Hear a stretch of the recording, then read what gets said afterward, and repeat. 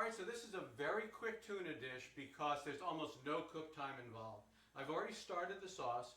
It had 1 cup of fish stock and 1 cup of white wine, and I've reduced it down to about a half a cup, about 25%. I've got some lightly pounded tuna, thinly sliced. You see it's relatively thinly sliced. And what I do is I lightly pound that out to make it even thinner. And this will make it nice. It'll be ready to accept the sauce that I'm going to finish. So what is the sauce? Okay, so I've got that reduced liquid, and what goes then is 2 tablespoons of Dijon mustard goes in this here. All right, put that in. Then I've got just a half of a teaspoon of anchovy paste for a little extra flavor. And I've got 2 tablespoons of capers that go in there. And then I'm going to grate some black pepper on that. Okay? And I'm just going to keep reducing a little bit. All right. Now I've got this beautiful tuna over here. You want to get really good tuna. You want it to be like a sushi grade kind of tuna.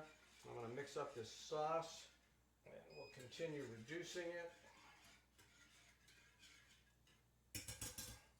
Okay.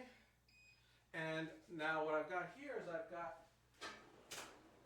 some hot plates. A little hot, not too hot. And that's the only cooking that's going to occur. So what I'm going to do is I'm going to take the tuna, I'm going to lay it out on the hot plate, and it's going to start cooking a little bit. As I said, it's going to be sushi grade tuna. And I'm going to put all this here.